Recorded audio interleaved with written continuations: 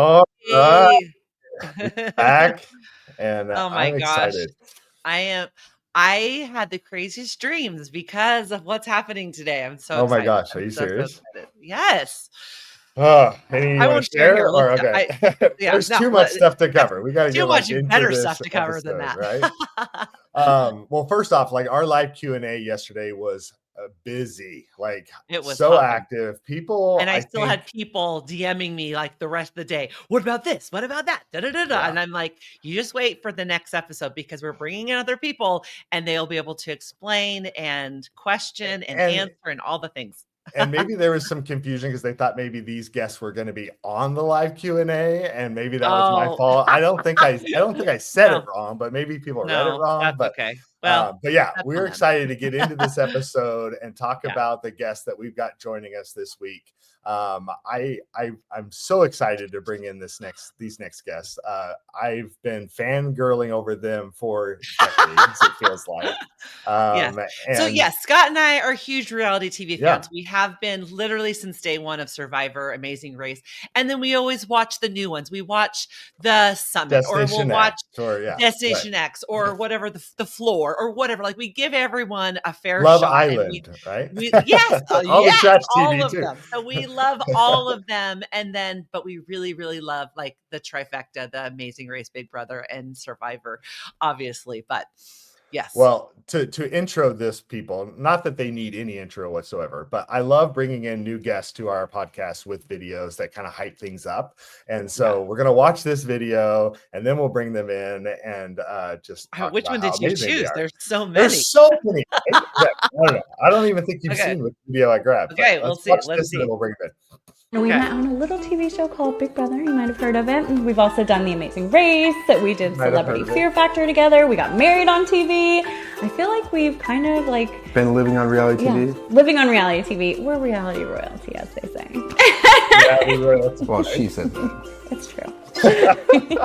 First, lay together in the hammock. Really, I knew you were beautiful, but I never knew how beautiful a person you were on the inside. I always defend you, always fight for you, and I will never give up on us. Spooky, you are truly my BFF. Today, Yes, that is a vow. it wasn't supposed to be funny.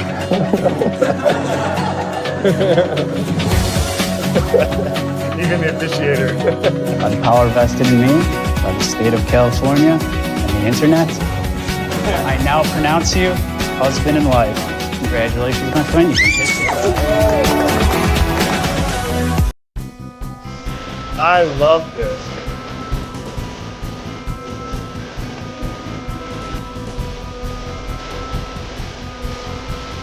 It's funny.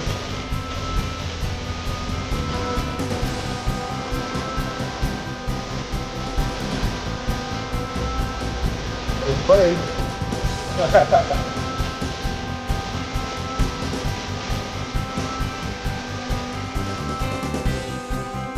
First place.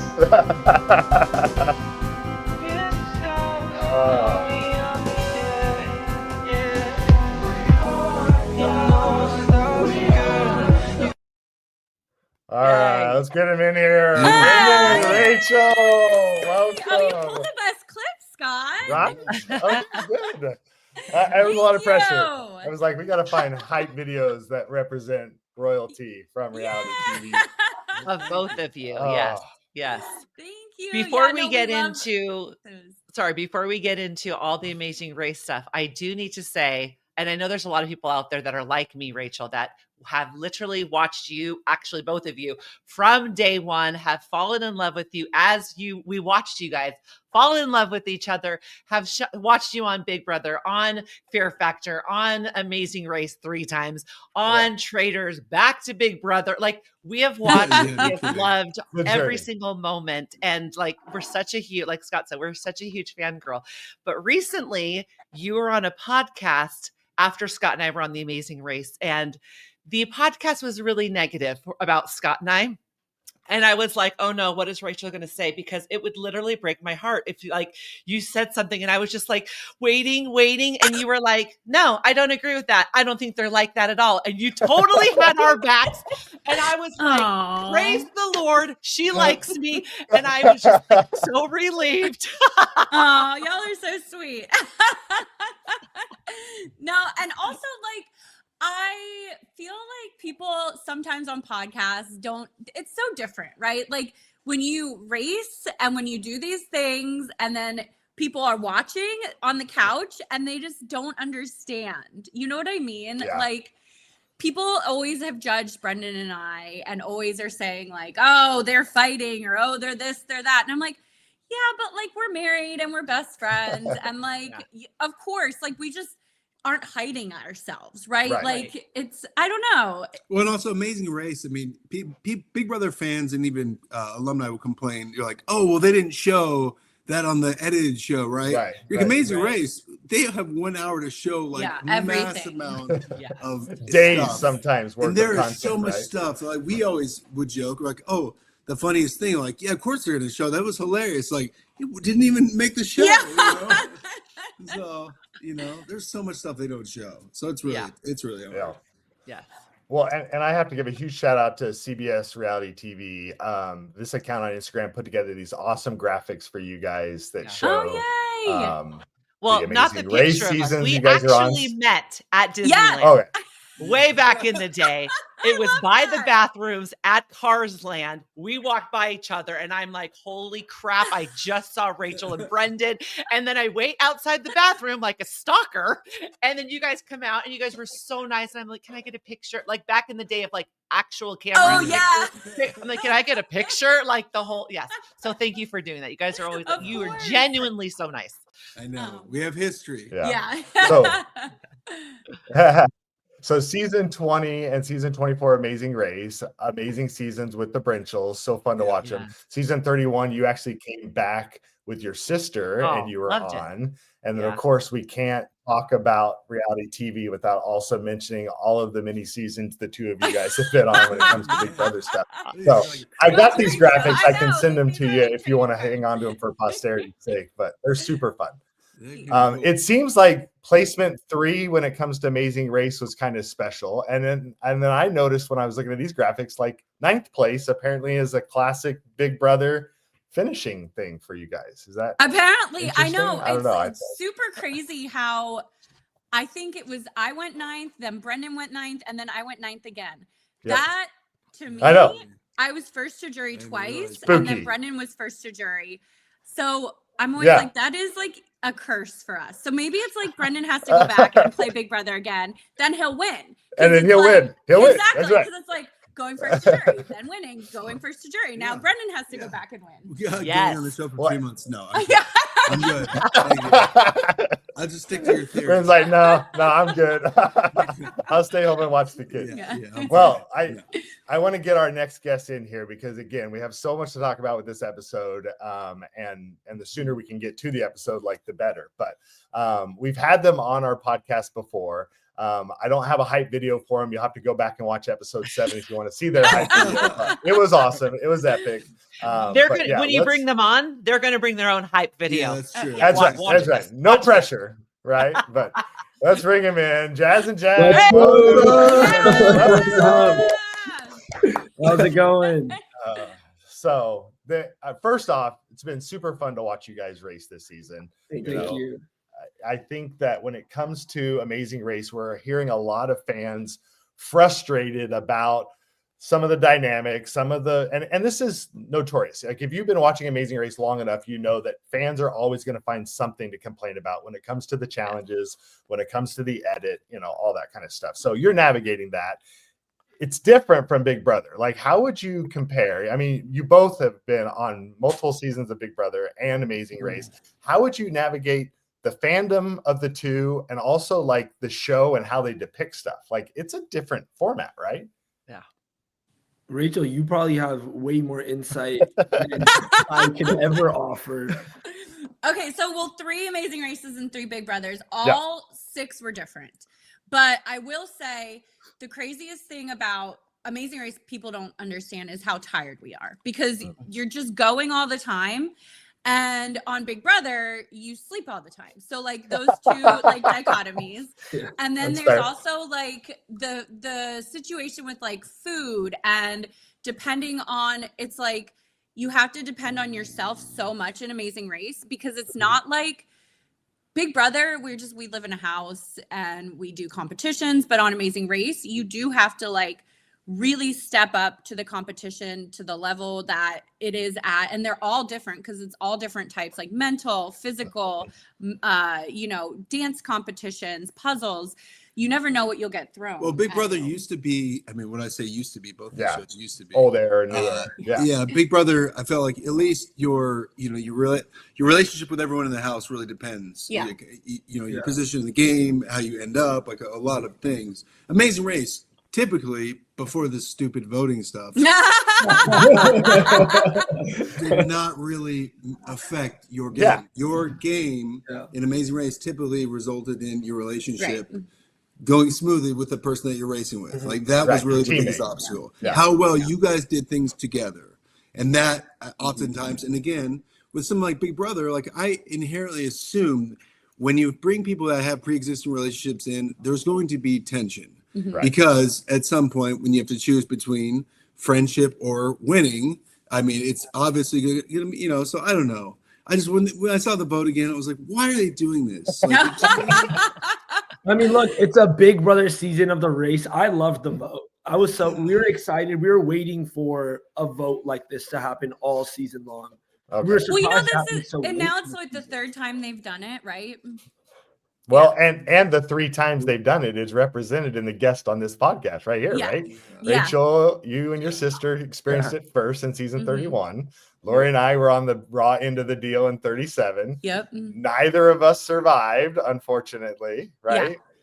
Talk about it, Rachel. Like, what was that like? Yeah, no, I think, so I think I was the first U-turn vote, right? So I was not expecting it, but I was expecting something, because it was a mashup of Big Brother, Amazing Race, and Survivor. So I was expecting something that would lean into the social dynamics of the shows, especially with Survivor and Big Brother being represented. But like for my Amazing Race U-turn vote, like I didn't think it made sense for them to U-turn my sister and I, because it's like, are we trying to win $1 million or are we trying to play best friends? Right. Like it didn't make any sense, especially when like the Afghanimals were still there, and then you had bigger threats for sure. Bigger right? threats, like you just had bigger threats, and so. For me, that I didn't understand why it was being played as social as it was. Right. But like I thought last night we saw the U-turn vote was like, I thought it was more strategic than social. And then I thought like with season 37, it felt very personal. Would you guys agree? Yeah. Lori, did that feel personal? Yeah. You're not our friends anymore. I know. Exactly. So stupid. Again, they edit it funky. I said it, but I said it in a different context. Yeah. But again, you're also not sleeping. You're also not eating. You're like the race brain. And why would you vote for, like, Scott and I are the old people. Like, why would you vote for us? Like, it's just like, there were so many things going on. I was just like, there's so many, I mean, technically, there was another team that were placing better than us, and they got 0 votes. So that's why I'm like, this is making no sense. Yeah. Or Jack and Carson, or you're looking at the brothers, Nick and Mike, and you're like, hello, or the Lumberjacks. And I'm like, I love them, but I'm like, hello, everyone is stronger than us. Like, everyone is faster. Yeah. So I'm like, it made no sense I'm like, you're like wasting a vote on us. And I feel like, and maybe we just need, let's fast forward the slide just for a second. So this is episode 9 of season 38. I'm not a big fan of olives. Kudos to our guest Jazz for getting the episode title. Yes. Cross it off You your didn't even bucket know list. he got it.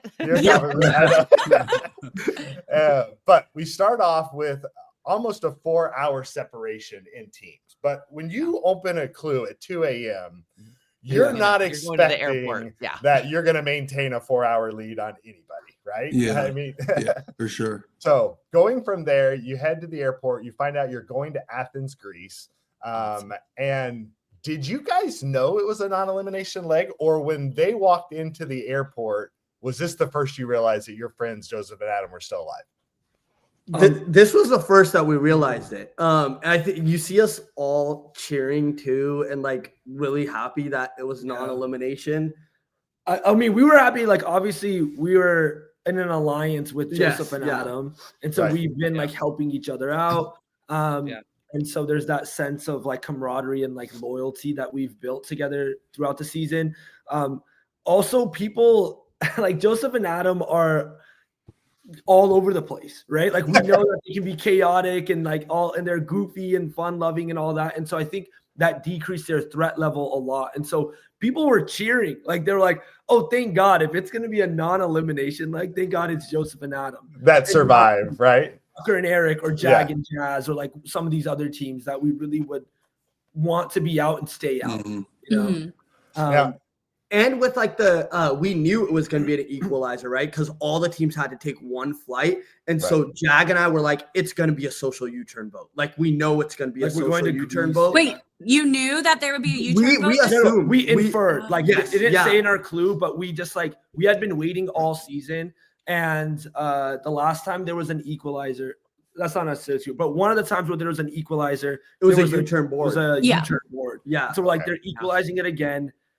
There has to be a vote this season. Like, we're like, this is a big brother season, right? Like, it's like, there's gonna be a vote. They're gonna love this, right? And so we were already like, honestly, since leg one, we were planning for a social and I think they did well. And like, you know, the game keeps evolving. What we've seen is like each team votes for one team. And that's what we had like in our mind strategically been like, you know, talking to Joseph and Adam or Nat and Steph when they were still around, like talking to the teams. This time it was each team votes for two teams. So we did not plan for that. Brilliant. We'll get to that in a second. Like let's not get off on that for you. But what I do want to talk about is the fact that, you know, you get there and you see Phil.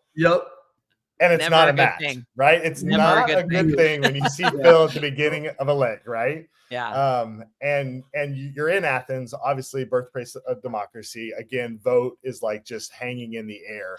There were conversations at the airport with teams about a potential vote, because I even hear other teams in Chat BCC talking about like, we were expecting a vote. Like, it just kind of felt like this was going to happen. Everyone just I don't know if everyone, but like a lot of us just expected a vote. We talked to like Tucker and Eric. They expected it to be a vote, and so they're like, hey, like if it's a vote, and of course we think it's only like one vote that we get, they're like, hey, can we agree to not vote each other in? Which obviously, like, both of us are like, yeah, and they vote us in, we vote them in. You know what I mean? Like, big brother, right? Like, of course. Like, and so people expected the vote to happen. All season we were kind of waiting, and like, so this was the moment. We just assumed because it was an equalizer and we're going to Greece. So Well, and I do have to say, I felt like this was too late in the race for a vote U-turn. Like, I felt like 9 people left in our season felt maybe a little too early.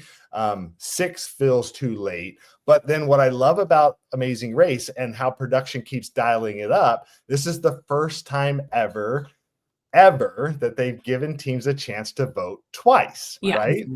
So in many respects, that's implementing a whole new element where now there's 12 potential votes on the table, right?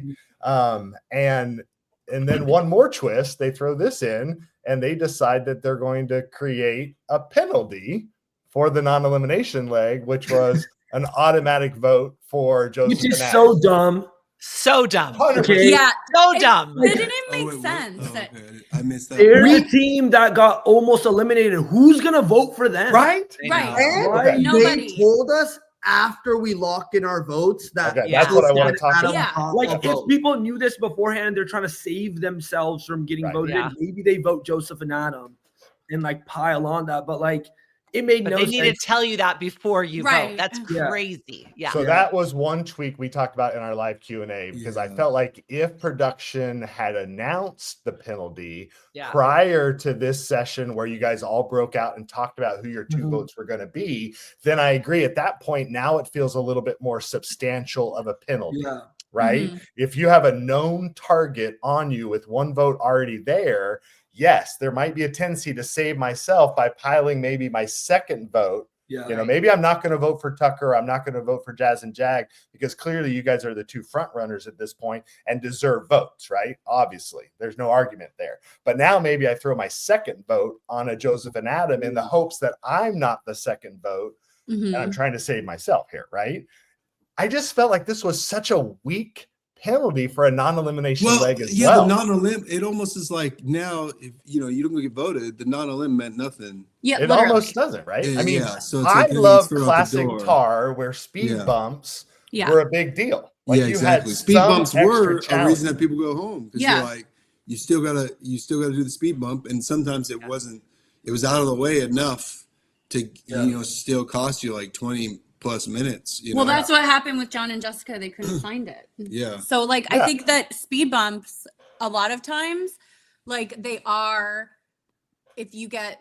scary because if you get the non-elimination, you have to find the speed bump. You have to do the speed bump. Right. So you still could end up in the back of the pack. So it ends up being detrimental to your game. Whereas this situation, it's like having a non-elimination was just like, okay, no big deal. The twist in our season was they didn't even have a penalty. Non-elimination leg for Han and Holden had no consequence whatsoever, which was so weak.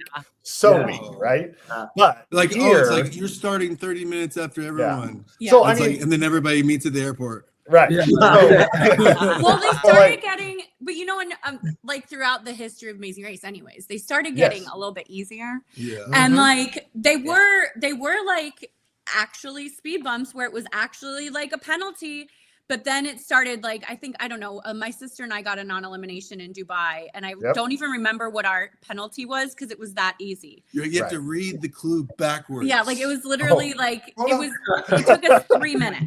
Like it was not even even that one that we did with the pressing of the heat presses with the t-shirts. Yeah, that was not that hard. It wasn't hard, and it was at the location. Extra checks. Of the when time matters. It still adds that extra pressure, right? That for did add teams extra being like, pressure. oh, I have to do another challenge. I would have loved to see like, oh, there's teams that are U-turned, and we see 3 teams getting U-turned, and there's one team that has to do a speed bump. Like that would have been a cool dynamic to see. That would have been really interesting. Because that is because really when you come back from a non-elim, you're supposed to have some deficit that makes you have to work a little harder than everybody else to catch back up. This just felt weak to me. I felt like if you got a non-elimination leg penalty, it needs to have more. But I mean, kudos to production for constantly mixing it up. Like we're not running the same race every season. They're mixing things around. So I do love that. Let's get to the vote. Like this is the spiciness. And unfortunately, our other guests are not here yet. I was hoping Kylan and Taylor. I don't know. Well, it's going to be a one-sided conversation. So, right. When they get here, we'll welcome them in. We'll rope them in on the discussion. We'll figure out how we can kind of backtrack maybe a little bit. But I have to say, just right off the bat, I don't see the purpose when there's 12 votes, 13 if you count the penalty vote, in a burner vote. Like every vote matters.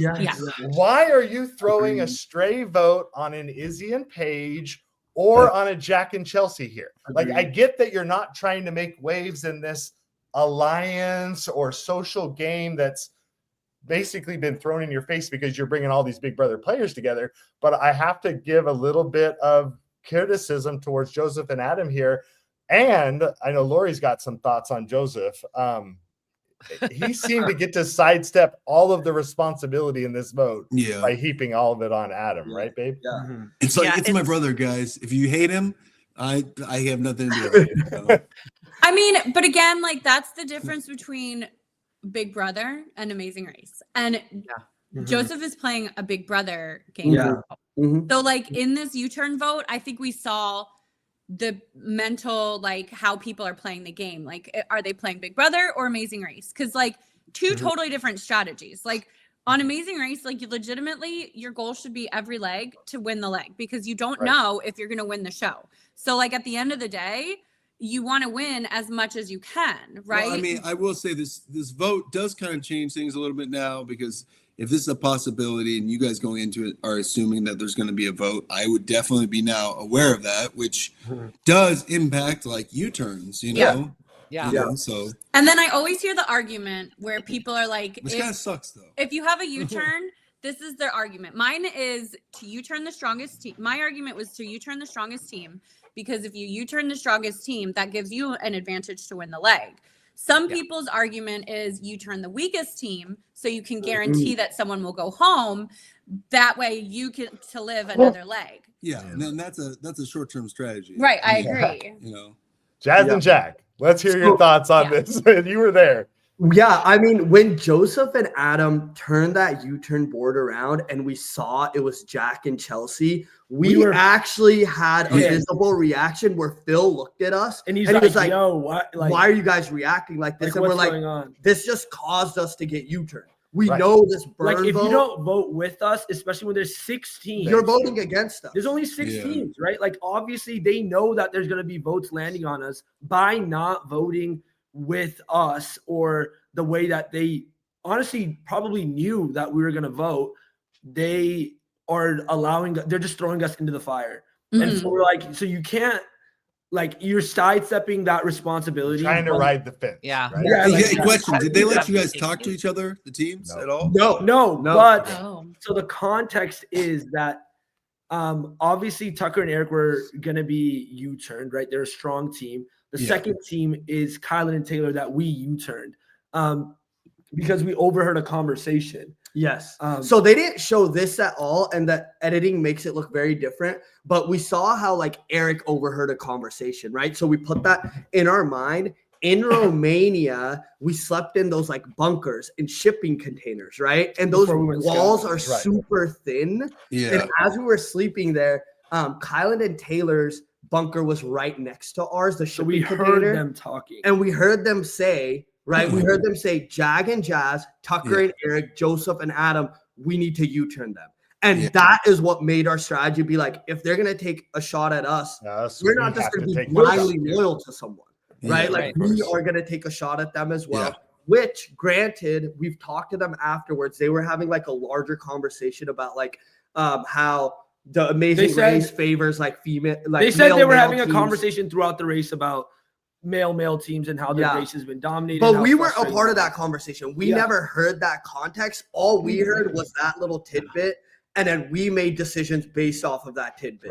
Right. And Joseph and Adam knew this. Yes. Right. And so they were also not shocked when we U-turned Kylan and Taylor. They know this. We tell them this. Yeah. Of course, like they probably feel like if Kylan and Taylor are going to U-turn, 2 of the teams out of that list, it's probably going to be us and Tucker and Eric.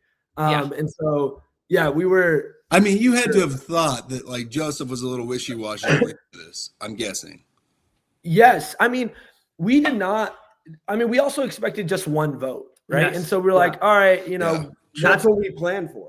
Right. We're like, okay, like they're probably going to vote Tucker and Eric, you know, like a lot of teams are probably going to put their votes there. And there's a lot of merit in that. With 2 votes, we were hoping, we're like, look, Joseph knows the context of this. And so we were hoping that he would. So what about Izzy and Paige? Where do you guys think any idea of going into this where you think their heads are at? So this is really interesting. We ripped open our clue and realized we assumed it was going to be a social U-turn. We went back to the hotel, napped, right? Like we knew when the other teams were going to come out. Like we timed it. We're like, okay, this team probably finished this much after us. This team finished this much. And we walked out when Izzy and Paige were ripping their clue out. So we actually ended up talking to them. And so we smoothed, and they didn't show this, we actually smoothed a lot of things over with them and talked to them about these things. But we smoothed it over for a single vote, right? You're like down to not vote us. If it was for one person. And now all of a sudden it's 2 votes, and it's like no more smoothing. And then the second vote, we're like, we're cooked. Like there's no way the second vote. But yeah, I mean, I think even their strategy is like, I can respect it. The 2 strongest teams. I mean, yes. I mean, we U-turned them earlier in the season. Right? So it makes sense. And if we were in anyone's shoes, we would U-turn us and of course. Yeah. So do you honestly believe if you had 1 vote that Izzy and Paige would not have voted for you 2? they would have gone for Tucker and I Eric think they from our conversations. Oh my Tucker and gosh. Eric and us, and potentially Chelsea and Jack would have gone for Kylan and Taylor. And then everyone, Joseph and Adam and Kylan and Taylor would have gone for Tucker and Eric. So it would have been votes. So So that's what we had planned. Like, that's what we're talking to all the if it's teams one vote strategy. each, you think all 3 male teams would have voted Kylan and Taylor? No. Joseph and Adam would have voted Tucker and Eric. And Tucker yes. And And we would have voted Kylan and Taylor. with Tucker and Eric, because Tucker and Eric wouldn't have voted for themselves. Okay. So Chelsea, it would have been a maybe 3, we don't 2, know, 1. but that was something Tucker and Eric were going to talk to Chelsea and Jack about voting Kylan and Taylor if it was one vote. Interesting. So that's kind of how it was going to play out, but obviously like what we don't who know. knows? Yeah. Maybe everyone turns on us. It's all votes on us. You know, like, I'll be honest with you. The more we talk about it, the more I think it's like there was just two teams to be voting for anything. I agree, right? You know, So, it's like, hey, there's 3 of us. late in What the should game. we do? Right. Well, it only takes 2 of you to figure it out, guys. You know. Well, and to be fair, you know, And then again, 2, in season 31, you've got, like Rachel said, Survivor coming together, Big Brother coming together, Yeah. Amazing Race coming together. I see why production introduces a popular vote when Survivor and Big Brother are built on those formats. Yeah. Historically, a race where that does not belong whatsoever. I get the twist in that concept. In our season, I don't think it makes sense. Like, we were not playing that season. But bringing it back here, there are times late in a Big Brother season where 3 votes in an alliance can be enough to send somebody home. So again, I see it working, but I love the fact that they give a second vote here and it mixes the whole thing up. I've got a chart up, and again, I can see why Tucker and Eric vote the way they do, right? They're not going to vote for themselves. Clearly, that makes sense. You're going to vote Jazz and Jag, the second best team here, and Kylan and Taylor as just another possibility, right? What I don't understand Jack and Chelsea not voting Tucker and Eric here. I know their justification is she can't do it again after she kicked them out of their season. But at the same time, I feel like there are some alliances here that some players aren't willing to man up to in this moment because you're not trying to show all your cards, right? Right? Like, I see Joseph and Adam when rubber met the road and they had to choose between the 2 in the revote, they sided with you guys and they sent Kylan and Taylor, you know, out there. Again, we'll talk about that. I don't think that was a smart strategy either. But there's this tendency to like try to like skate by and not reveal the fact that I'm working with Jazz and Jag, and I don't want you guys to know that, right? I mean, like my only issue with Joseph and Adam, I mean, I love them all, but when he was just like, oh, I just can't, like my girlfriend, my best friend, oh my God, I can't. What you have to do is be like, you guys, this is extremely hard. My best friend and my girlfriend, I love you both. I'm sorry, this is a game. I vote for you. Like, take ownership. You can still say it's hard. But I was just like, and then when he did it the second time, I was like, oh my dude, are you kidding me right now? Like, you can't. I thought we were watching Vince make a decision on Amazing. Less tears. Less tears. It's Vince. Oh Vince. My gosh. What is he? But I do idiot think he is. Brendon has a point, and that's what I was gonna say. It's like the difference between playing Big Brother and Amazing Race and being in that Big Brother mentality. And I also feel like, I think I might have even said this before the season, that a lot of the newer players were going to race like a Big Brother game. Whereas the players that have been off the season for a few seasons, I thought raced more like an Amazing Race team. Agreed. So I think that makes a big difference, because especially like a Chelsea, she just got off Big Brother. So like she's only thinking about a Big Brother. So I think that makes a big difference. I do think though that there's also, and they won't say it, I'm just challenging them a little bit, as much as they say there wasn't a season 26 alliance, we still see moments in the season where 26 aligns with each other a little bit. I think this is a great representation of what the fear was, right? You see 4 season 26 people show up to the starting mat. And so that's going to be the fear immediately in everyone's mind. Like 4 people from their season, if they vote together ever, and we're expecting a vote, that's it. It's hard to combat 4 votes at any point. And so, you know, obviously we see Chelsea and Jag decide not to vote in Tucker and Eric, who have been placing the highest. I mean, they justified it as like, we're voting for the two teams that had advantages in this game, which was us express passes. Yeah, right. and the advantages are over. I personally was like, they've been burnt. That was last year. Do it. Here's the thing. We ripped open a clue a minute before Tucker and Eric did. Tucker and Eric came up to us. We all had the same assumption that this was going to be a live U-turn vote, right? And we were like, okay, how can we split these votes if it's a single vote? And they said they would handle Jack and Chelsea. That to us indicated that they were very tight. There was some connection. Said, oh, we got it handled. And we're like, don't worry about do it. And we noted that too, right? Like, we're like, like they obviously there's something like they're sharing information or they're close enough where if Tucker's like, hey, don't even worry, you know, that they're close, right? And which is fine. They were on the same season. They might be friends outside the show. And so they might. I mean, I was kind of surprised. There was 4 teams from season 26. Angela, Chelsea. Out of how many teams Tucker, started? Did you guys start with? 13 teams started. 13. That's Rubina. a lot. And Rubina. Rubina, Tucker, Angela, and Chelsea. Yeah, that's a lot from one season. Yeah. But they had Izzy and Jag from season 25. I mean, 2, not so much. Yeah, 4 2's not as bad. a lot. Yeah. Well, I want to say. And wait, Turner was on 25 too, wasn't he? Turner was on 24. 24. Okay. So was Taylor. So was Joseph. Yeah. So 3 from there. Yeah. 3 from that. So again, and Jazz mentioned this briefly earlier, and I cut him off because I wanted to get to this point to mention it. If Joseph and Adam didn't have their throwaway vote, and if Kylan and Taylor didn't have a burner vote with an Izzy and Paige here, we don't have a revote.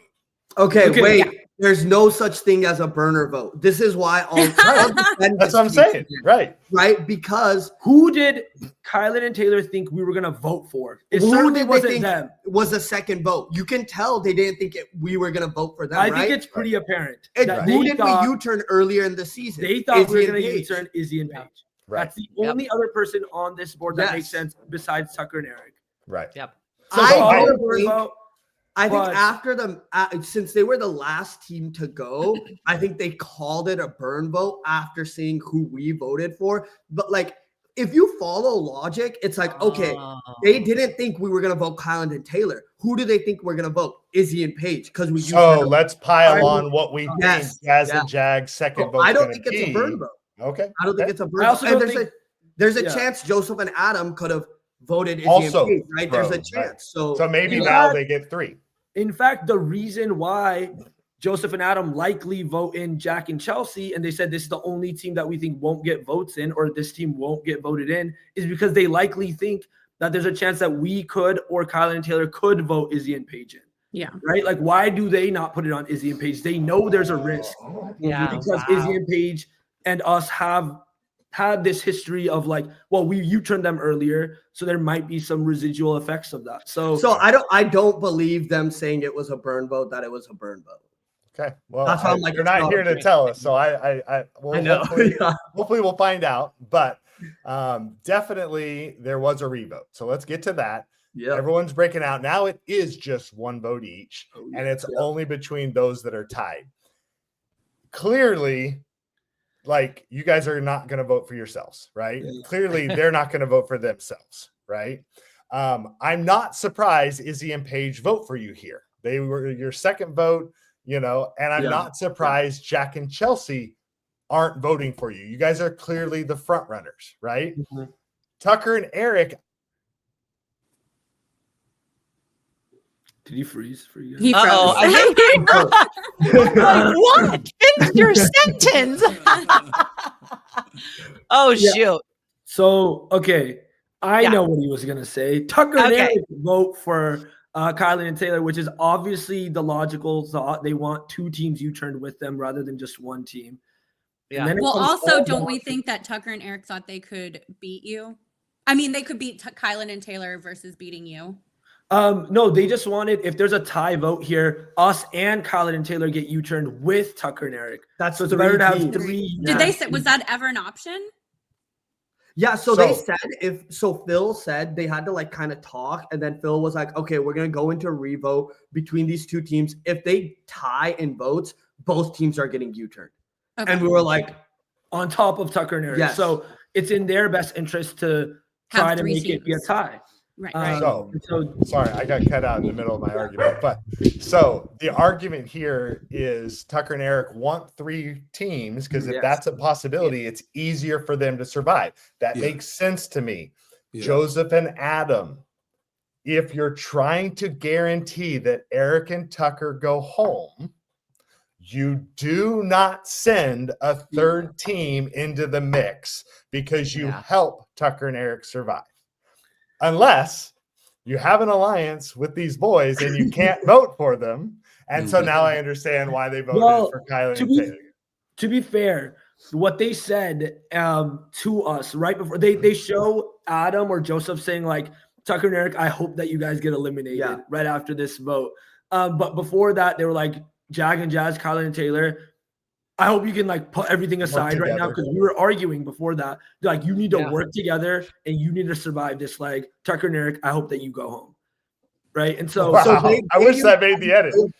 If you 2 teams help each other out, we can get Tucker and Eric out. I think also there was that personal aspect because a handful of times Adam Sugar had crashed and we had like stopped our race to help him because it was like something bigger than the race where he couldn't like lift a pontoon boat. Right. And so I think for them also, they had like kind of recognized that they were like, okay, these guys are like on our side, right? They had been helping us throughout the entire race, right? Like multiple times we were like leading them to places, whatever it was. Right. So the alliance stuff did pay off. But, you know, I think that was also part of their justification. Well, for the first time ever in Amazing Race history, we have a double live U-turn vote where 2 votes by every person. We have the first time ever 3 teams get U-turned. Amazing. I mean, epic, right? So love it. Love that for season 38. It was Amazing epic. Race. And then the challenge is cool. Okay. So let's talk about it. At this point, you're racing to the Acropolis. I say racing, apparently only 650 meters away. Could have been an 8-minute walk, but people somehow still got lost because they can't follow signs. Wild. Like, I thought it was hilarious that Izzy and Paige would even say, hey, if you see anybody other than these 2 teams, give them wrong directions. Like, that's cute. I thought that was funny meme. Yeah. But, still, Jack and Chelsea managed to get lost yet again. Like, directions were not on their side in any of these legs that they made. Were they the worst with directions in your guys' group? In this the final 6 right here? Okay. Yes. For sure. Yeah. We're actually surprised how, like, seeing the edit now, I didn't realize how lost they would get. Yeah, we had a couple teams who we were like, they were the ones. If anyone's gonna get lost, it's them. You know, there's always like every season. Oh yeah, Rupert. I love Rupert. But yeah, oh my gosh, so bad. I love him, but he was so bad. So let's talk about the detour. Music in the air or olives everywhere. I agree with Lori. I thought these were really soft challenges for a detour. Now, this is coming on the heels of us with 60 coconuts and this stupid coral challenge that took us like 21 times to like a match. Obviously, it was struggle still for some people, but walk us through what was your decision behind choosing music in the air first versus olives everywhere? Like, was there any strategy to one before the other? Like, what were you thinking? I don't think it really even mattered to us because we had to do both. We had a map with us so this actually was a huge help for us. When we were leaving the airport and we were in Greece, when we landed there, I snuck to the side and grabbed a map, right? Like all the teams are there, they're filming, cool, whatever, we're on our time. And I went to the side, grab a map, and I believe Tucker and Eric did that too, as well. Yeah. So we're the 2 teams that have maps. I don't know if any other teams did that. And so on that map, we just mapped it out and we knew, okay, I know exactly how to get to music in the air, which is where we went first. I don't know if there's any other reasoning besides just we just went to music in the air. Joseph and Adam were gonna go there, and then Taylor and Kylan were also going there. And like they kind of like, since we were planning to like help each other out, we stay together. And Tucker and Eric were by far like the best teams when it came to navigation, right? And so like teams would follow us anywhere we went anyways. And so like we sprinted to Music in the Air. We ran through the square that we had to like bring the Laternas back to. Oh, right? gotcha. Because we actually saw Bertram there eating ice cream. And I noticed him. I was like, what is Bertram doing it? I looked and I was like, oh, this is the square we're bringing back. Oh Smart. my gosh. Yeah, you start to pay attention to those little subtle things. Yes. Huh, red and yellow. Those look familiar. Yeah. Or the giant cameras in the middle of the square. Yeah, but when we got to Laternas, Joseph and Adam and Kylan and Taylor followed us, so they were just running right behind us, and we were, we sprinted right there. But we, like you see, we don't stop to help them. Like when they get lost and do their own thing, we're like, no, we're running our own race. We got U-turn. We like, got you to here. Right. You got extra stuff on your plate. You don't know how this is going to shake out. Like, we're not about to stop. If you want to follow us and you can keep up, go ahead, follow us and keep up. Well, but otherwise, we are not stopping our race. Yeah. Tucker and Eric get there first. Yes. They grab Laterna. They take off. They've got everything except for the basket, which they didn't secure, that was sitting on top that fell off, right? Yeah. You guys, you just knew the basket was going to be loose. Like, what was your inclination? Like, I'm going to take the stand and the basket. We just read the clue. We read the clue. It's a Go back one more time. Why are people not? I know. What? You read Number one race rule. Read the clue. It said on the clue all three things. It listed all three things. We grabbed all three things. And apparently we're the only team that grabbed all three things and didn't have to go back to get anything. Yeah. Smart. Good job. It's being in a hurry. You know? I think there was just such a panic and like air of like chaos that people were like running there and all this stuff. Which I don't know. We just read it, which helped. What was clutch is that he remembered exactly how to get back to the square.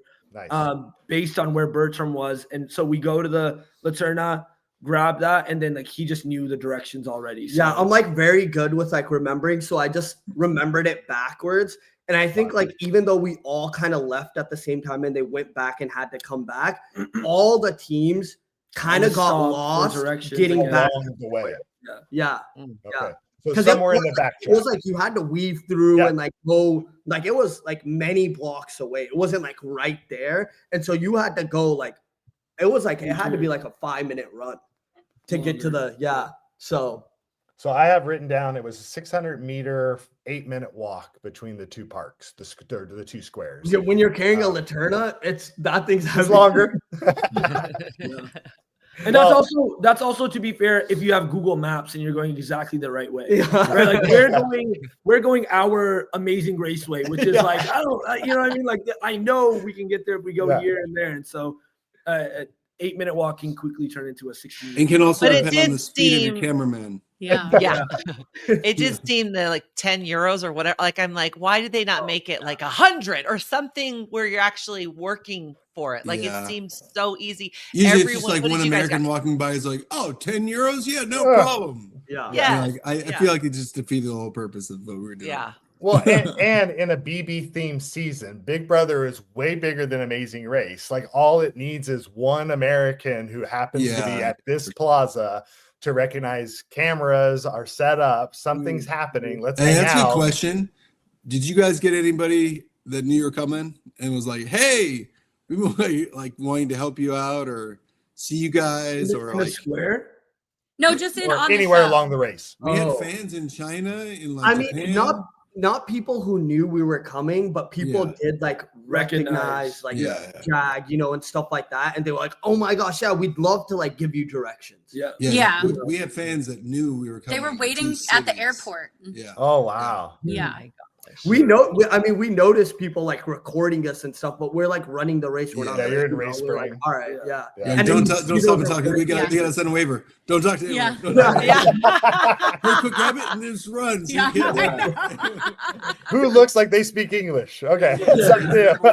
Don't talk to anyone so you don't have to stop and sign a waiver. Yeah. Oh, All right, let's talk about the performing thing. Again, this is a physical challenge. I think when it comes to Lori and I, if we had the option and we weren't U-turn and we're choosing between two, this was the challenge we're choosing, because the physical element, there's an end of the, light at the end of the tunnel. There's a finish line, right? I felt like the way they could have made this harder, like Lori already said, was 10 euros felt too soft. 50 euros, 100 euros. Now you've got to work the crowd more. Now it feels a little bit harder. The performance element of this now becomes a bigger part of the challenge, because like we saw, all Tucker had to do was do a handstand, and he got 10 euros from somebody. And it's the time commitment in some of the challenges where you should have at least minimum. There's some of them are taking like an hour. I mean, we don't need 3.5 hours. Yeah, it literally took us like two minutes, maybe. I mean, I think that's like, in theory, if the square isn't busy, it could be a hard challenge. We've seen it in Amazing Race seasons before. You're supposed to play the instruments and get tips. It takes a while. Right. There was a lot of people there, and they're seeing the cameras too, and we're like, screen time. I'll tip. So people were just like, it was pretty chill. Yeah, well, with Ricky and Cesar, there was not as many people in their score when they had to do music. So that's true. That's true. So were you counting closely, or are you just like grabbing tips when you can, and then like let's worry about counting it up later? Like, it was literally 2 minutes of just like maybe like, yo, we're in a show. No, what do you take? He actually told someone in the crowd to count he was asking people for more money. I was so in the zone of like, we need to get past this U-turn thing. Like I was like, wait, what is this? Can you count this? So they started counting it. I'm like, hey, we just need, and so people gave me more euros. I give it to them, and they're like, yo, you have enough. And so then we just took it over. Oh, nice. Yeah. Smart. So a couple minutes, not big deal. Every team overshot it by quite a bit. Obviously Tucker and Eric had the most because they had one guy give them 10 at the end when I guess they were already at 880 to begin with. But regardless, I think a little easier of a challenge than it necessarily needed to be. But you get past it. You're now heading towards the Ariana Olives. And I just want to make a moment. I grabbed the screenshot because I think it's the only time so far this entire season Joseph and Adam are in first place, which is fun for them. Like, good job, guys. It didn't last long. So from there, the second side of the challenge, olives everywhere. Again, in Greece, olives are a big thing. It's a big deal. Olive oil, the cuisine, delicatessen, all that fun stuff. You get there, you've got to eat olives. Apparently, you're not a fan of olive, not a big fan of olives, right, Jess? What was this challenge like? Like, walk me through this. I mean, it's just you taste all the olives and you're supposed to match them, right? I think it's similar to like the cheese challenge that they had before, where you're supposed to match that. I think that's sort of what they were going for. We didn't even care about the taste. We were looking at the physical features of the olives, right? He gave me the 5 black olives, and you took the 2 brown, 3 green, or something like that. So it was like we were able to divide up the task. I think he should have taken the 5 black olives because he's way better at memory. And that's why, I mean, you guys saw I was only able to remember 2 olives. 2 olives, Jazz. Wait, I have a question though. How far was it actually from each station? No, from the station to where you the station to I think it was right around the corner, right? It was right around the corner. Yeah. See, when we did our sausages, that thing, it was a half a mile. Salami, whatever. Really? Yeah, well, because when I was watching it, that's the first thing I thought of is we had to do 14 salamis, and they all looked the same. Well, 8 of them look very similar, and then also it's like we would see them in the big long form where they're cutting them up, and then we taste them, and then you run on the thing, and they would just be like little tiny bites of them. So you'd have to.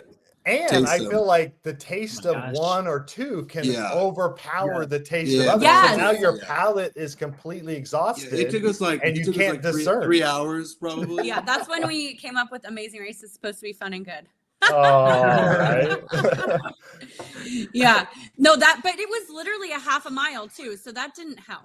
That was like, that's hard. Yeah, that's wild. That would have made this challenge so much harder. Yes. You had to back and forth like more. Yeah, the back and forth, I think is fun in a challenge like this, because then you have, when you're running, you just forget, or you're like, think about something else. And then it just takes longer, which, by the way, I'm not like saying I want you guys to go eat olives for 6 hours, but like, you know, just for the viewer perspective. Yeah, it would add another element to it. Yeah, exactly. I mean, for us, even our strategy would have to change then. Like for this, we saw that it was just around the corner. And so even when he didn't remember all of his olives, he guessed, and the strategy was like, guess. Well, just guess. Check. Yeah, it's no consequence. I knew like the 3. I knew the 2 that I knew for sure, and I was just going to change the 3 that I didn't know until we I was just going to swap it around, and it would have maybe taken us like a minute more because we would have just swapped. As long as you know what you have wrong, which we knew already. They don't tell you obviously, but like we knew already. So for us, the strategy you just felt confident. So even if we get it wrong in the first attempt, we would get it right the second or third. And be out there. And they didn't make you guys go back each time you got it wrong, because like they did that with us with the sausages. They were like, "Oh, you got it wrong. You got to go back." Yeah. And you're like, couldn't just keep guessing, checking it. Oh my god. There probably was the rule that if there was another team waiting to get their check, you'd have to wait. But you could go back to your station and rework on moving your flags. Because it looked like they took the plate away. Oh, you could do that in your guys? You had to start it fresh. They could just recheck. Yes. If no one else was trying. I know. Because even with the tea, remember when oh my god, I just blanked on his name. Luke had to do the teas. Luke and Marge. Margie. He had to go back and taste the teas each time. That's why he threw up the tea. He was like having so many problems with it. And there was like hundreds of cups of teas. Maybe back in our day. Maybe they did. We walked uphill both ways. Yes. Yeah, we got it on our first try, so we don't know if they had to go back to maybe that's why we see Kylan and Taylor trying olives every time. Over and over. Oh, maybe. Okay, so maybe it was. Maybe they did, but we got it on our first attempt, so maybe I don't know. Don't quote us on this. We didn't have to go back. You know. Well, but I also thought about 10 because for us, like 14 was enough where there was like 6 of them that looked and tasted very similar. Yeah. Like 10 was enough. I looked at the colors. The black ones were going to be the toughest. Yeah. So you'd have a handful. So if you have a handful that you can pretty much guess, and maybe if you're a little bit better at tasting, you might get a shot, but more doable. But also, it's really rough. You don't want to see people throw up either. No. You know? Or poor like Luke. He was just he had such a hard time with that tea. I mean, that tea was. Ugh. We didn't even taste the olives. We just looked at the physical characteristics. We like put it in our mouth. Like once we were putting the signs on there to get our check, we didn't taste the olives because we're like, that's a waste of time. Yeah. You know. Well, and you guys threw me off because I thought part of the challenge was you couldn't taste them when you placed the flags because you guys didn't. And so I was like, oh, this is so much harder. Like this makes sense. And then I'm like, well, why are they making them taste them back there if taste doesn't play into it? And then I see later teams tasting them to try to figure it out. I'm like, oh, I guess they just didn't need to taste them for them to be able to figure it out.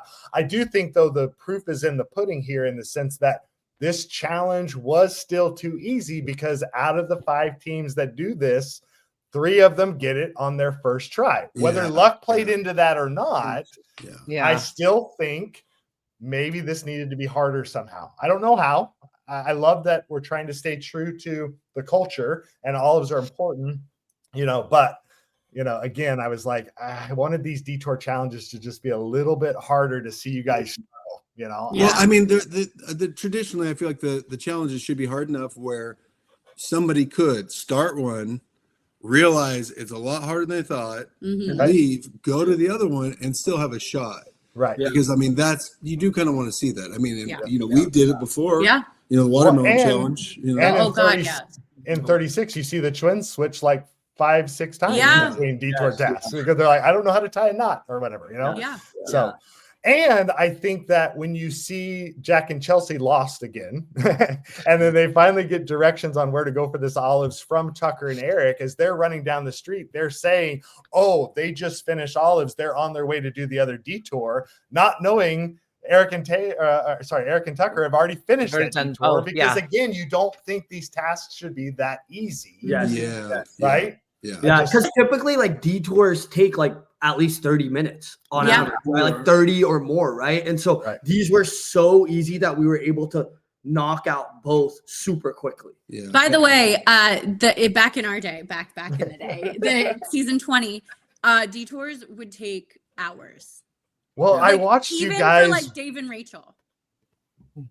I watched you guys with the shot glasses in season 24. Yeah. Like you get to a breaking point where you're just like, we're getting eliminated. Like this task is maybe impossible. Like it's not meant to be done. Well, and you know how fuzzy the judging can be in these competitions. So well, yes. Well, even with the empanadas, we had to make these empanadas. It wasn't even part of a detour or a roadblock. It was just part of an extra challenge. They used to do extra challenges right before the pit stops. Like I'm telling you, we used to have like extra challenges. We would have all the. And just think about like, the cheese wheels and the watermelons and all that stuff. It just where people get I haven't seen someone get hit in the face with watermelon. Why isn't that? You cannot recreate iconic moments like that, Brendon. All right? They just have to happen organically. Make those boulders like an actual ton. Okay, so let's get to this. So exactly. Here's my argument. These challenges were, again, you got lucky. All right. Awesome. Kudos to you guys. You get on your first try. You go. You catch up to Joseph and Adam. Now, are they struggling with directions? Maybe. Like, we're not talking about like a huge, massive city. We're talking 800 meters, maybe a kilometer of navigation to run from where they finish at that square to where this boulder is supposed to be. But for you to catch up to them and take the lead again after having done an extra task, I know that's the first thing I said to Rachel. Yeah, right. Like, how bad was everybody doing? Like you get blow a lead like that. Yeah. All right. Yeah. Sisyphus, not syphilis, Jazz. Sisyphus is a Greek tale about a gentleman who has to roll this, boulder up a hill for eternity, right? Because he just cannot get it to the top. I wanted this challenge to be harder. I feel like a broken record here. Okay. This felt like a super lightweight bouncy ball, like what Will and James had to build the globe around in season 32 at the finale. It didn't feel like that awkward of a thing. Now, granted, the hill did look steep at parts, and apparently there were trees and turtles that you had to navigate around, to get this boulder up to the top. Talk us through this. What was this challenge like? I will say the hill was a lot longer than it seemed. Yes. The ball itself wasn't like it didn't weigh a ton, right? Like it's just a huge, like you're supposed to push it, but we were tired. Our arms and we're and a male. burning. We're pretty. We like usually go for physical challenges, so we were tired by the time we actually made it there. And we kept going so far that we actually thought we were doing it wrong. That's how long the hill was. We stopped for a moment and we're like, we might have to go back because there's no way we're supposed to go this far. So I will say, like maybe you missed a turn off that you should have been on, or there was some like split offs and stuff, so we weren't sure exactly, and it just kept going. Interesting. But I thought the challenge was super cool. Like it was a cool route info to have. We're Greek mythology nerds, and so or at least I am, and. Yeah, so it was a cool challenge. Yeah, and I don't think it changed placements. It didn't change. It's hard to overtake someone if there's a boulder in the way. Yeah. And I think in here they kind of show a snippet of this. But like since when we got U-turn, our motivation during this entire leg was our niece. Like we knew our niece was giving birth, and we're super family oriented. We're super close to our family, right? And so in our head, the entire time we're doing this for our niece, right? We're like, this is who we're running this leg for. This is who it's for, right? And so like for us, that was like that. They show this while we're doing the Sisyphus challenge. And so sisters. I'm glad that they did show this because she is like our niece is the first like baby in like the family and stuff, and and we already spoil her a lot. So well, I love that childbirth is a very long, arduous process, and then that exciting thing when you get to the top. For me. Hey, I've done it 8 times, and I only got choked out 1 time. I only had my shirt ripped once, so I feel like it's not that bad. Yeah, Rachel picked me up and threw me across the room. It was like Exorcist sort of. Lori literally grabs me by the collar and says, "Why aren't you helping me?" And like ripped my collar because she was so mad that I wasn't kicking away her pain. Well, that was the time with no drugs. That was stupid. That was dumb. Ladies, I did that take too, drugs. Lori, though. I feel you. The no drug. I don't know why we do that to ourselves. I know. It's a bragging rights. Yeah. It was a bragging right. That's right. Okay, so you're right. It did not change up placement at all. No. It was interesting. I like I liked it. Yeah. tie. I love active route infos. I feel like when there's another challenge, it's not just to get to a clue box, rip and read, go somewhere else. Yeah. Like as much as it's fun to watch us navigate and get lost, I like more challenges. I hope there's more legs where we see more of these active route infos, even if they don't change up placement. They're just, I think, fun to watch. Yeah. Okay, from here you rip and read. You got to go to Dora Strato Theater, which happens to just be in the same park. Like follow the brick road, and it's not far, which is good. You get there and you find out this is the roadblock, and who's the alpha. Was there any thought here of who was doing this challenge, or was it just like easy? I mean, like he had a higher roadblock count anyway, so I wanted to do it. Also, who's the alpha? We assumed it's Greek alphabet or memorization. Okay. And I'm better at memorization. So that's kind of how we had divvied it up. And so the one time we guessed it right. Yeah. I mean, and I don't know if a lot of you guys talk about this in the podcast, but this is like a core decision-making process when you get to one of these, and one of you is doing it and you're trying to figure out your best based on what you can see, what it is going to be and who's going to be the best person for it. Yeah. Because one time we were like, oh, it's going to be like something physical. I go in and was sewing a shirt. Yeah. I was like, oh my God. Oh yeah. You did not enjoy that challenge. I remember in the sweatshop, right? Yeah. And you're like happened to like, oh my God. Yeah. The hardest sewing machines in the world. I know. It was like 3 hours of sewing a shirt. So I do in the podcast, I like to throw up these slides where we underline who did the challenge within the team. I am keeping track in parentheses of what the roadblock count is. So you're right, Jag, you did tie things up here 5-5, while a lot of other teams did continue to stack a little bit. We see Joseph, he's taking a 6-4 lead on Adam. Don't know if that's the right call here because Adam has had some challenges that he can't do. Okay. Adam's sugar was low already at that point because it was so physical that like Joe, and that kind of like fogs like his the brain. And all that. And so it has like impacts where they have to kind of take that into consideration. And to be fair, a low blood sugar is going to affect the cerebrum, right? The brain and functioning and stuff. And so maybe he wasn't at his peak because of that. So he's got to get it up. Let's let Joseph get in there and do it. I also wrote in here where you come in at versus where you leave at. So there is some shuffling here with placement, which I love about a challenge. When I can see teams jumping, right? When there's a drumming challenge and Lori and I can go from last to third and then take up the second spot later with sumo. Like I love challenges where we see changes in placement. Yeah. Chelsea was a superstar here. Oh yeah. She rocked it with just 2 attempts and comes into this challenge in 5th place and they leave in 2nd. So kudos to her there. You know, you guys, you took 5 attempts. Not bad, right? At one point you had this strategy. Who came up with this? I want to talk about it.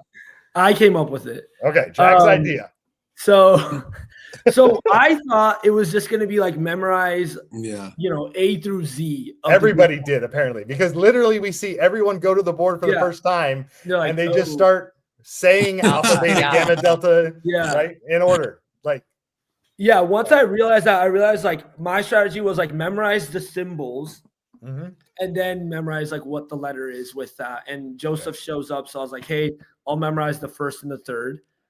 You memorize the 2nd one. And you threw that out the window. We threw that out the window because one, you're trying to just remember what it is and repeat it back to yourself. And then at one point, Joseph is like wrong about his. Like I've gone back and forth a few times, and I come up and I've memorized the 1st and the 3rd row. Joseph is on his first 4 letters. And he's like well, I think alpha's in there. I'm like, Joseph, that's one of my letters. That's wrong. I was like, I can't even begin to tell you what I have or memorize everything. If like, you know, it was just so much confusion. And so, well, and it felt like the only overlap for teams was at the practice board. Right. You couldn't do the challenge together at the attempt. No. So and you've got to hang out long enough and be in the same space long enough to even share information. So it almost felt like a strategy that was doomed to fail from the get-go. Yeah. Sorry, Jag, not to trash on your great idea, but when you said this, I was like, this isn't going to work. Not every idea is a great idea. I think what's even more impressive by Chelsea is the fact that like these guys were going up and you couldn't stand there and memorize the board, right? You had to be actively doing the attempt and memorizing the symbols and what order they were in. Chelsea did it on her second attempt. Right. That's insane. Genuinely and that's why you also see so many attempts by other teams, because they're just going up and spamming alpha, beta, and they're actually memorizing different lines as they're saying, so the person can just go through it, right? So which is hard, because as soon as you're expressing speech, you're having a hard time comprehending what you're trying to do at the same time. Those two things don't go together. So kudos to Chelsea for being able to dominate this. We did say in the live Q&A, if there was a challenge on Amazing Race in 38 seasons that was catered to me, this is the challenge. And Lori put it to the test. Yeah. Wow. Awesome. Did you get one wrong? Did you get one wrong, Scott? At the very, very end. Because, phi. Yep. I didn't recognize the lowercase phi. Did I have it upside down? I think. Or was it my bad or your bad? He would have done great on this. But I love that I production made it where it wasn't they changed the order. Like when they did that, I was like, yes, that was awesome. Yeah. Yeah. For me, these are all physics constants. Yeah. So I'm used to using all of them in something. Yeah. And same, I like memorized them from Greek life as well. They like that was one of our things we had to do. Really? Yeah. Who would have done it between Brendon and Rachel? Yeah. Yeah. Who's doing this? Who would have done it? I think, well, Brett. Who's the alpha? I think both of us would have been okay. We both would have done really well. I could do this without the list, obviously. Yeah, me too. I can do it right now without the list. But I think with the Greek stuff, she'd probably be okay. I memorized. And chemistry. They made us memorize it. Yeah, and chemistry. So. That's right. Chemistry. Yeah. So I guess maybe it would have mattered where you were at in your roadblock counts, because again, depending upon I don't know. I'm still not sure with the roadblock count, because we had this whole issue with our last season, anyways. Yeah. Because Dave did like 5 and like his son did 8 or something. Yeah. Interesting. So So I still don't know what the rule really is. The rule is like it's supposed to be even. No one can like just do them all. I know. Then they have some rule for the very last. But I think you can like I don't know. So now the rule is 7 max. 7 max. Okay. Okay. 7 max. Yeah. Well. Yeah. You might have beat that. And I think they may have rewritten some rules. Yeah. I don't know. Yeah. Well, I will say I had a fun chat with Leo from Afghanimals. In the LA premiere, and he was telling me, and we're hoping to get him on the podcast at some point to talk about some of these epic stories. But many rules have been rewritten because of the things that Leo and his brother Jamal did on their 3 seasons of Amazing Race. Like going back to the hotel and taking a nap like you guys did. Like they did that several times. Like rechecked into their rooms because they said they lost their keys and like went back to sleep. Like that's genius, guys. Good job. It was. Yeah. All right, let's talk about to do. Yeah. Especially we were in Japan, we had like 4 hours and we went back to the hotel and slept. Yeah. There was another strategy shared during this, and this was Paige talking with Chelsea. She wanted to make it very clear the boys are going to try to work with you, but you're better than them. They don't know they don't know what they're doing. Okay. And then Chelsea's like, well, okay, thank you. I appreciate this because, and again, kudos to the girls for recognizing the fact that the boys might be struggling with something, and there might be a tendency because of how you voted back at the beginning of this leg to maybe want to help out an ally here if you're potentially working together. And my argument here is if Chelsea takes her strength here, she dominates this challenge and did it only in 2 attempts, right? Yeah. And for what it's worth, I think she only missed 1 on her first attempt. Yeah. She almost got it on her first attempt. Okay. if she helps Tucker here, yeah, and Tucker survives, it's a whole different game, right? Mm-hmm. So I do have to give kudos to Paige for planting this little bug in Chelsea's ear, because I think maybe this did mean a huge difference here in the race. Just a thought. I'm wondering if she was like a part of Greek life or something. Like, how did Chelsea? I don't know. How did she get it so quickly? Like, I'm so impressed by or that. Taylor said she was. Right? Taylor said she would. Chelsea never has said, but I also know Chelsea's a super smart girl. So it wouldn't surprise me if there was some kind of a chemistry or a physics or a math, because these symbols overload so much into other scientific disciplines. Right. So I think there was definite familiarity, and just a matter of tweaking a couple of things. But again, kudos to, Paige and Chelsea for doing as well as they did here.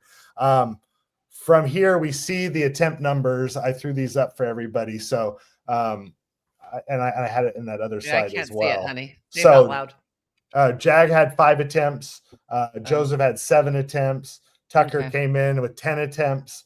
Paige got it on 5 as well. We get Chelsea in 2, and bringing up the rear, Taylor, kudos to this girl. Again, she said she's got sorority background, which again, I think helps you here. She got it in just 3 attempts, and they're able to leapfrog and, get to the mat. From here, you rip and read, and you find out you're going to the pit stop. Oh, I did have this. So I showed the map of you guys tracking around all the different places across the area. So for people that, didn't really kind of know where you were going, this is where I got those different distances and stuff. That's from the whole leg. That's the entire leg of the running part. Yeah, the very end. Because they jump in a taxi. Go ahead. Yeah, that's also why Amazing Race, why you're so tired, and people don't realize it. Yeah, right. And it's hills. This is Athens. Yeah. So there's. It's so not flat. It's not Iowa. No, and it's not like. If you were doing that in your own life in a day, you'd be exhausted. But imagine running it in like a few hours plus challenges. Yeah. So and getting lost in the middle of this. Yeah. It's like the most efficient way to run it, which, people aren't going the most efficient way usually. Yeah. But okay. Right. So after Olives, you take a taxi to the hills of Sisyphus. Oh, okay. I did miss that. Your taxi driver stays there, and then the same taxi driver you take to the pit stop. Okay, so it was because I did think I saw you guys arriving in a parking lot when you met up with Joseph and Adam. So that makes more sense now. Oh, yeah, and they showed you guys approaching the gates in taxi. Yes. I remember that now, too. Okay. Yeah. But it was still a lot of running. If you saw, if you watch the episode back, Jag and I are sweating. Like, we are running everywhere. We are sweating. We're wet. Oh, yeah. Yeah, well, and if it's exhausting, but it's so fun. Amazing Race is such a fun show. Oh yeah, I just wanted to say that Darren made the comment. He said, it's not how fast you run the race, because he argues that a really well-balanced team can complete the entire race walking and still win the race as long as you nail the challenge, which is crazy to me. But the walking portions of this would have been an hour and a half just navigating the city, not even counting the challenges. So it seemed like you guys took a few hours in total. Is that about right? I couldn't tell you. For so long. We were just trying to not get eliminated. Don't die. Okay, so you get to Katya Square. This is the pit stop. You arrive on the mat. Do you know you're in first at this point, or you're still not sure? No, we knew because we all the other teams were at the roadblock, right? Yeah. But right. Yeah. Leave the roadblock and everyone's getting still there. To the pit stop. Right. They could take a wrong direction, wrong turn or whatever it is. So, but we knew we were in first leaving. Okay. Yeah. So I had it mapped out. They make it seem like there's traffic at this point in the day. If there was no traffic, Google Maps says this would have been an 8 to 10 minute drive because it was like there was traffic. Kilometers. So there was traffic. Yeah. So valid reason then for at some point, Tucker and Eric think we're stuck in traffic. Maybe we're better off getting out of the taxi and running than staying in this taxi. Okay. I thought it was dumb to leave the taxi personally, but I thought it was awesome. I didn't even honestly, we considered it too when we were very close, but the clue said take a taxi, right? And so we're like, we're not trying to get penalized. Right. Get out and run. Like you never know with these rules. That's so true. Go back and get a taxi. Oh my God. We've done it before where we went on foot, very like only once where it was very short. Yeah. And like, oh, you have to go back and get the car. Yeah. Like, oh, because the car drove us to somewhere. Yeah. Like, oh no, you have to go on foot. Like, okay, go back, get out. So dumb. You know, walk. Read the clue. Number one rule. Yeah. Read your clue. All right, so let's get that. Let's come back to this. So you accomplished something again. So this episode, record for the most U-turn votes, right? For U-turn teams. First time ever they had a double U-turn vote, right? Live U-turn vote. And first time ever a team gets U-turned and finishes first in the same leg. Yeah, amazing, guys. Kudos amazing. to you guys. Yeah. Thank you. Talk about this accomplishment. Yeah, I mean, like we were just super motivated, kind of what he talked about. Like we're like, okay, our sister's giving birth, we have a niece now, you know, like, so we're channeling our I guess paranoia of getting U-turned and like how scary that is to just like motivation for that. And so we were just laser focused. Yeah. And I think something that we noticed because we rewatched a ton of seasons was like, you can't let like U-turns or little things like kind of weigh you down, and you kind of you have like to it's a mental game. Yeah, it's like a positive mindset, right? And so for us, like as soon as we saw that it was going to be 2 votes, Jag and I were like, okay, here's who we're voting for, and then we're like, let's expect to get U-turned. Yeah, immediately before they showed that, and it was like getting into that like we're gonna mindset. get U-turned. Yeah. That was our assumption. So we're like, let's get in the mindset, because it's so easy in high pressure like that to either I get frustrated at him, or like we just start lashing out at each other, like get super confused and turned around, and we don't run the race the way that we intended to. Right. So I think we did a good job of just monitoring. Yeah. But I think our motivation was our family, you know, and that's who we like do these things for too as well. Like they're one of the reasons. And even when like Phil told us our trip, we were like, this one's for our niece. We're like, yeah. Well, did you realize at that moment how big of an accomplishment, how epic that it was that you guys came in first? No, we didn't. Like Phil said it, and we were like, "Oh shit!" Because we were just like, I can't believe we're even. No, like actually, racing. Phil didn't even realize. Like he was double checking. Like he's like, "Is this like? Did this just happen?" Right. Well, because he was talking about the Cowboys. He was like, "Did they?" But they had a speed bump. A speed bump. Yeah. Was what it was. Okay. Yeah. And like he like let us know as well. Like part of our shock was that like we completed both detours before some of the teams even arrived. Right. And he's like, you guys just ran a very dominant leg. And we were just like we just didn't get lost at all. Like we were just to be fair, like there are times in the race where we've seen U-turn teams overcome U-turns and survive. Like that's not new, right? Yep.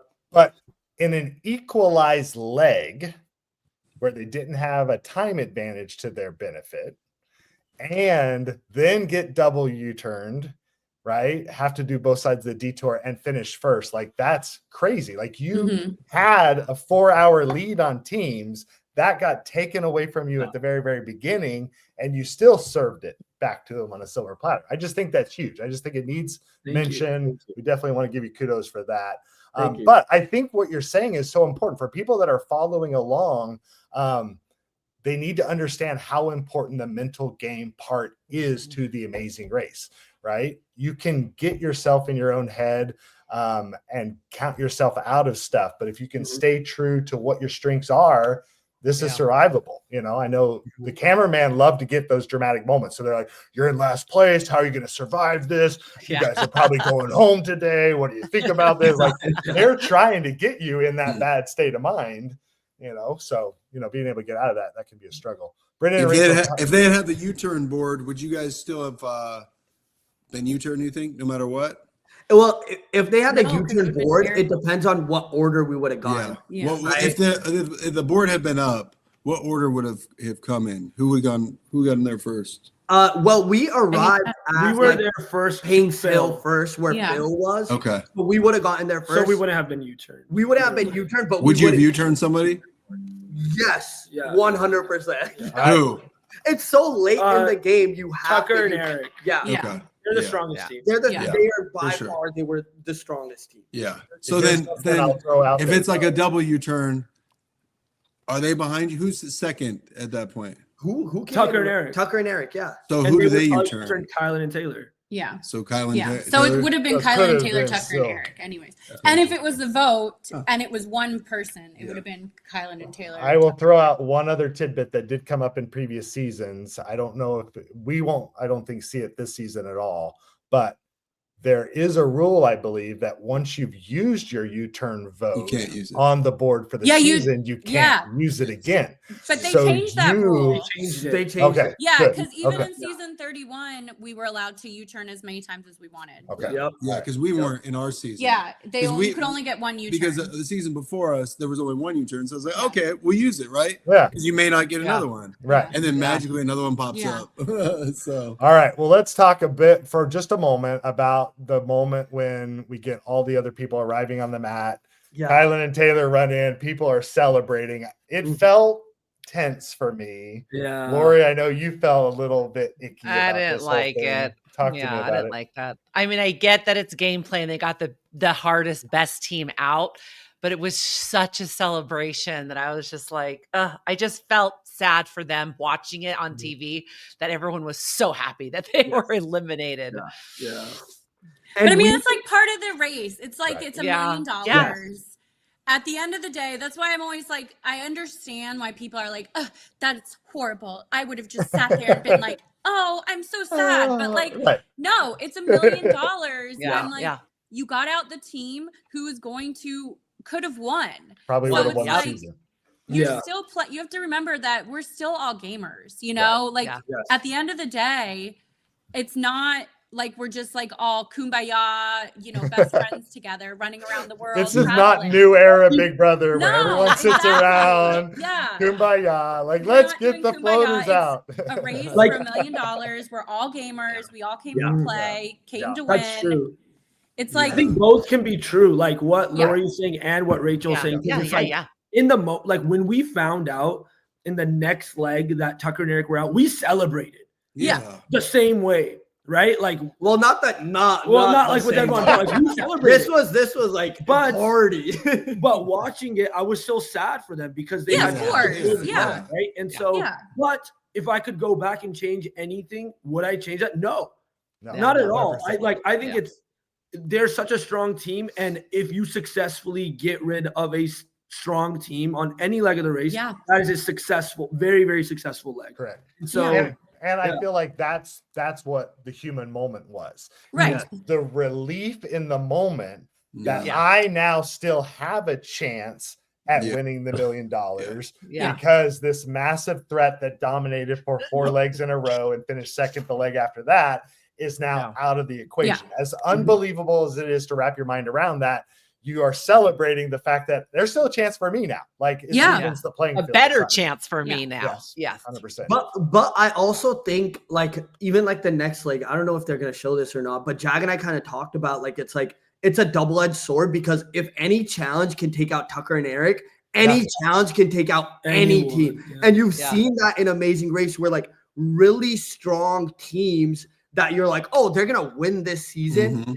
taken out from just one challenge. The That's silliest like of their things. Achilles heel, right? Let's talk about this. So that was something I said in the live Q&A was I thought it was very fitting that in Athens, Greece, of all places, we see a Yeah. dominant team discover Yeah. their Achilles heel because teams were asking themselves the whole entire time, what are Tucker and Eric not good at? And apparently the answer to that is lowercase Greek alphabet. You know, that was their Achilles heel, you know.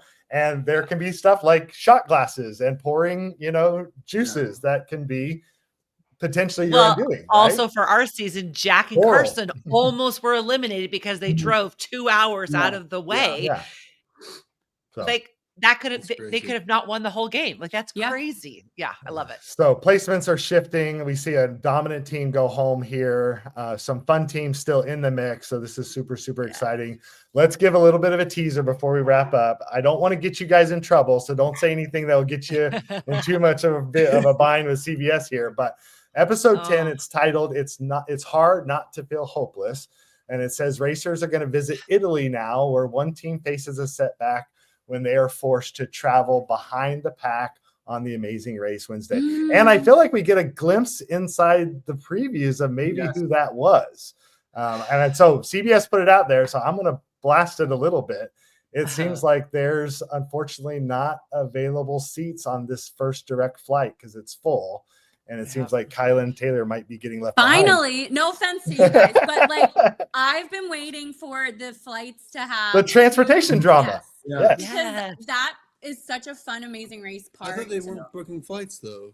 Well, I know. apparently they book a flight. I don't know. We don't know. There was train drama for like the first half, and now there's been some it plane was all drama. trains, So, but no. Oh, you mean because they started pre-buying tickets, but now right. I think correct me if I'm wrong. Our season 37, brought back the booking of your own flight. Yeah, because that was a big part of the show. It's such a big part of the show. And Yeah, having pre-COVID. 2 flights, having 3 flights, not take being the able to get on the layover, first flight. Even though it might arrive sooner.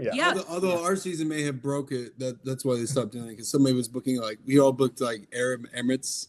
Oh, we did do that. Emirates, like through Qatar. Yeah. Like $10,000 tickets. Emirates.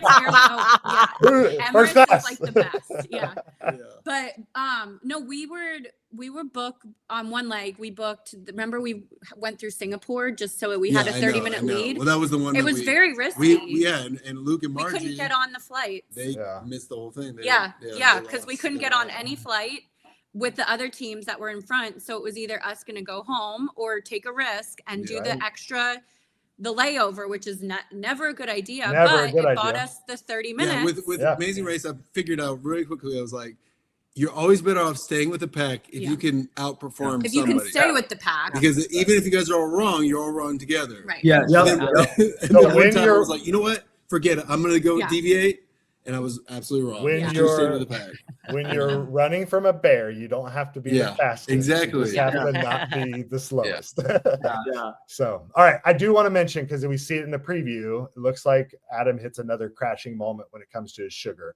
I just want to remind viewers and fans, guys, it's very easy to try to treat this race one-dimensionally. It seems like gender's become a big conversation topic, and I'm not saying it shouldn't be, okay?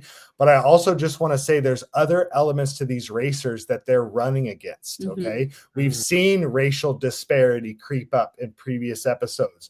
When you guys were on in episode 7, you talked about how the taxi driver literally thought you were terrorists, asking for a transportation ride to an airport, Adam struggling with diabetes, right? Joseph, dyslexia. I mean, there are elements of the race that are going to cause these racers to face tough moments. And just because they might be on a male team that's been dominating for a while doesn't mean there's not going to be these human moments in it. Let's try to just embrace the many facets of what these racers are bringing to our screens and not treat them in this one-dimensional fashion. I just think that's important. But I'm excited, guys, for this next episode and for the rest of the season to play out. I can't wait to see how things are going to go. Last thoughts, comments before we close things out? Jazz and Jen. I still don't think we should be voting for the U-turn. But I mean, again, like Jag said, I don't hate it. I don't love it. And Big Brother, I did kind of maybe it does have a more appropriate place for an all Big Brother season. I just think if people play it.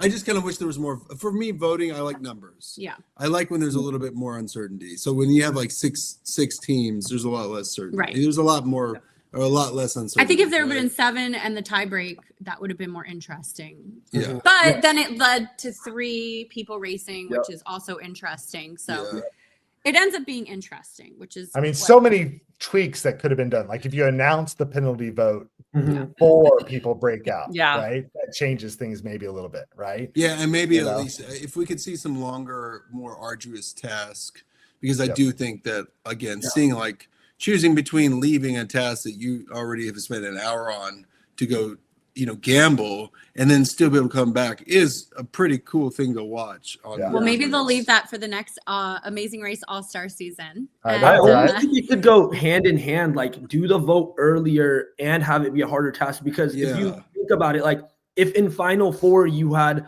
a U-turn, almost certainly, and it's like an hour-long U-turn, or like the detour is takes a long time, it's almost certainly a death sentence for that team. Yeah, exactly. And so I think maybe they're thinking that way. But if you do it way earlier in the season, you can have a harder task and take longer because there's so many teams, there's so much variance. Exactly. People might get lost and all that. So yeah. I think as much as I love Amazing Race switching things up and trying new stuff, Amazing Race is good at what it does.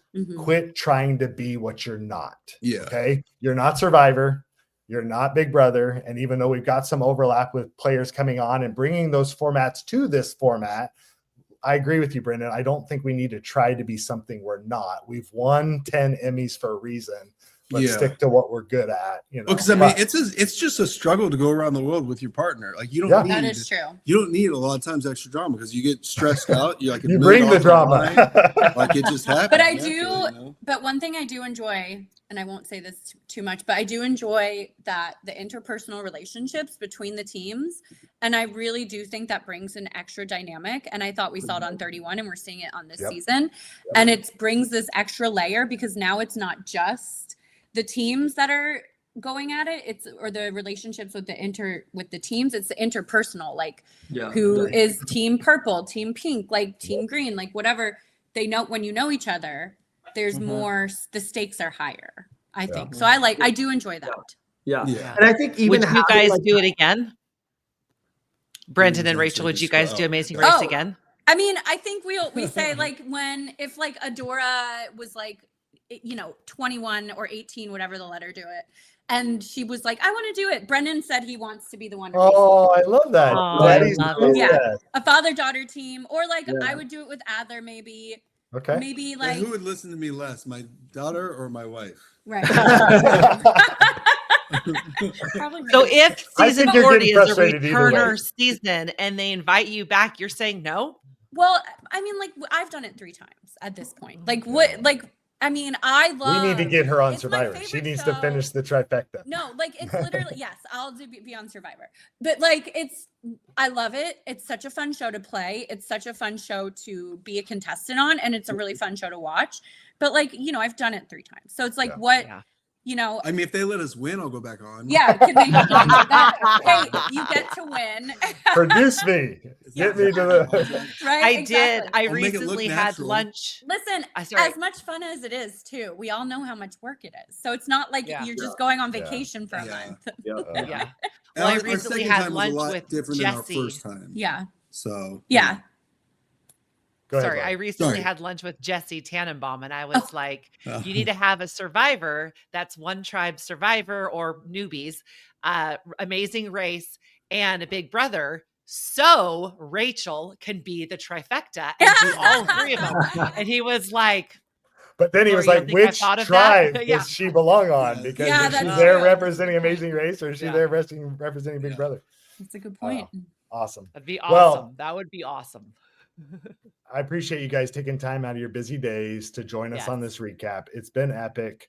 I love the Amazing Race so much. There's so many great lessons to be learned by watching it. It's fun to yell at the TV and talk about how stupid the racers are. But until you've been on it like we have and experienced it firsthand, it's hard for people to really understand what we're going through. And I think that's what's so amazing about this panel recap is bringing on these different minds and experiences and being able to talk about the episode. I think it gives fans a lot more tangible way to comprehend what they're watching on screen. And so I just appreciate you guys so much and taking time to share that with everybody. So love you guys. Yeah, absolutely. Thank you. Thank you for having us. Yeah. Thank you. All right. Well, we're going to kick it out with our outro and say goodbye to everybody. So love ya. Bye. Thank you. Bye.